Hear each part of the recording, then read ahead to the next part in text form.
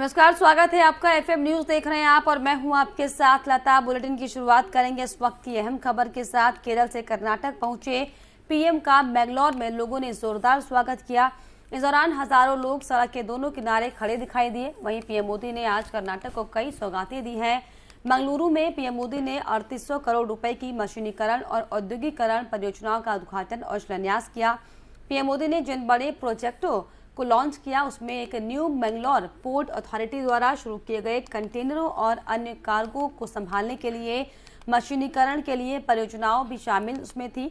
इस परियोजना में 280 करोड़ रुपए से ज्यादा की लागत आई है। इस परियोजना के शुरू होने से मैकेनाइज्ड टर्मिनल की कार्यकुशलता बढ़ेगी, समय बचने से कारोबारी का माहौल बढ़ावा मिलेगा।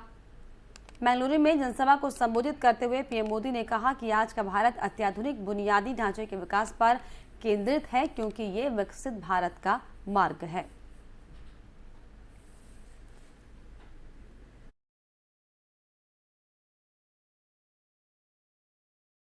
कर्नाटका के बजट में 4 गुना से अधिक की बढ़ोतरी हुई है।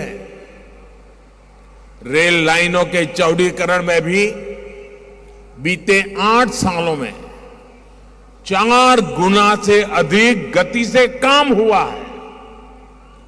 कर्नाटका में रेल लाइनों के बिजलीकरण का तो बहुत बड़ा हिस्सा पिछले 8 वर्षों में पूरा किया गया है।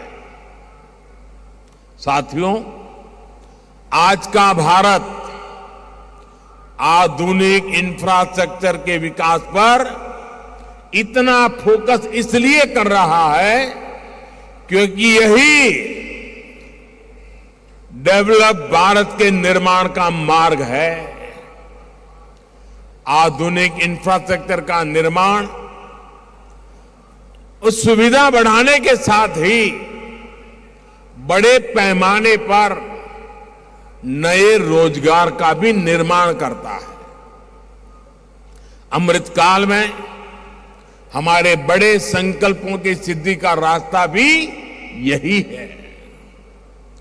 देश के तेज विकास के लिए ये भी बहुत आवश्यक है कि देश के लोगों की ऊर्जा सही दिशा में लगे।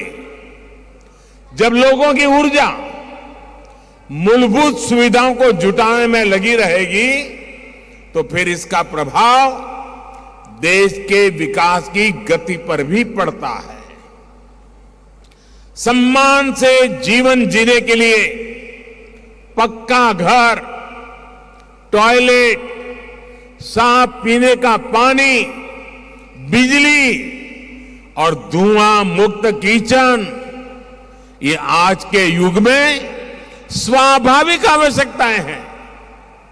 इन्हीं सुविधाओं पर हमारी डबल इंजन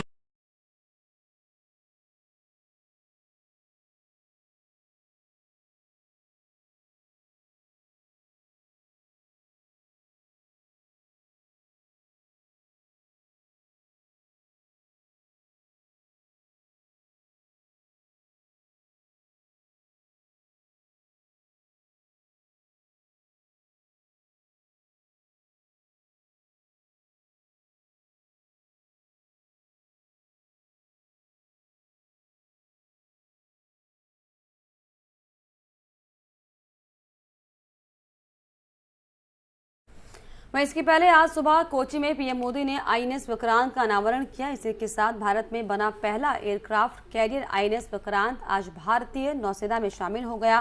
प्रधानमंत्री नरेंद्र मोदी आईएनएस विक्रांत को भारतीय नौसेना में उन्होंने शामिल किया। वहीं 22 साल में बनकर ये तैयार हुआ है और ये एयरक्राफ्ट कैरियर पूरी तरीके से स्वदेशी है। इसका वजन करीब 45,000 टन है और इसे बनाने में तकरीबन 20,000 करोड़ रुपए की लागत आई है और तमाम खासियत इसमें है। तो आईएनएस विक्रांत भारत का बाहुबली अब साफ तौर पर साबित होगा, क्योंकि आईएनएस विक्रांत को भारतीय नौसेना में शामिल कर लिया गया है।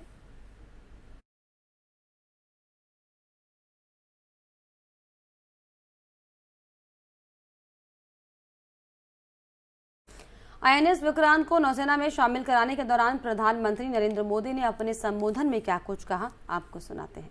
आज भारत ने गुलामी के एक निशान, गुलामी के एक बोझ को अपने सीने से उतार दिया है।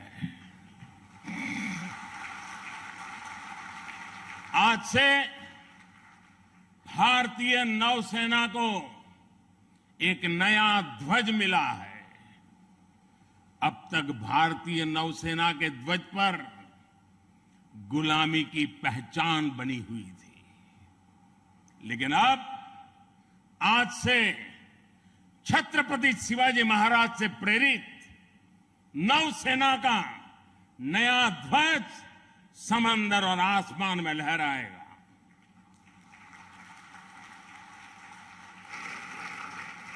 कभी रामधारी सिंह दिनकर जी ने अपनी कविता में लिखा था, नवीन सूर्य की नई प्रभा, नवीन सूर्य की नवीन प्रभा, नमो नमो नमो नमो स्वतंत्र भारत की ध्वजा।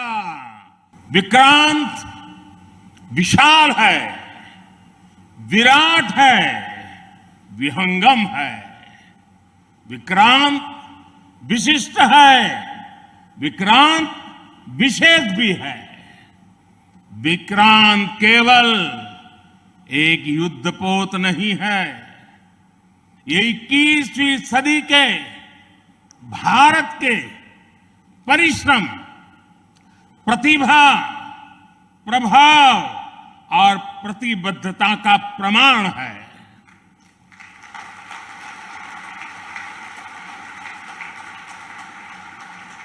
यदि लक्ष्य दुरंत है, यात्राएं दिगंत है, समंदर और चुनौतियां अनंत है, तो भारत का उत्तर है विक्रांत।